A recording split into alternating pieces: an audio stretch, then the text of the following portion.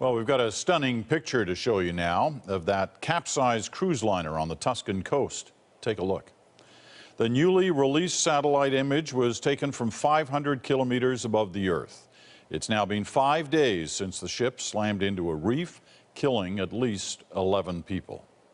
21 people are still unaccounted for. This as the underwater search was called off again after the ship shifted again. So how will the ship itself be recovered? Chris Brown looks at that one for us tonight. Chris. Well, looking at that cruise ship now, Peter, it's hard to believe it could ever be salvaged, much less sail again. But you know, there is a Canadian example that suggests it may not be so far-fetched. Hope for any of the missing under the waves near Giglio must surely be exhausted. But again today, Italian rescuers vowed not to give up. We will only stop when we are sure that no one is left inside, he said. The narrative, though, has clearly shifted from survival to salvage, and rarely, if ever, has the world's marine industry seen a job like this. Leaving the vessel there in the middle of a protected area just isn't an option.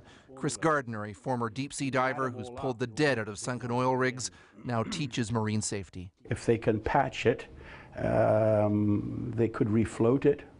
That'd be one option. The speculation has sprouted countless theories on the internet, this one animated by a company in Taiwan. Once patched up, it's suggesting giant balloons could refloat the Costa Concordia.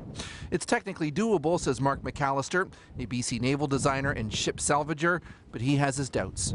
It'll be a nice trick if they can pull it off, but I don't know whether it's going to be worthwhile. It may turn into a demolition job. On the other hand, there's the example of the Sundancer. In 1984, the cruise liner hit rocks north of Vancouver Island and limped into port in Campbell River before sinking. It was later salvaged, dried out, and put back into service. It went under its own power to a dock in Campbell River and then sank alongside the dock in an upright position. So it would have been a far easier salvage job to get it to float. Back in Giglio, the priority is emptying the liner's giant fuel tanks.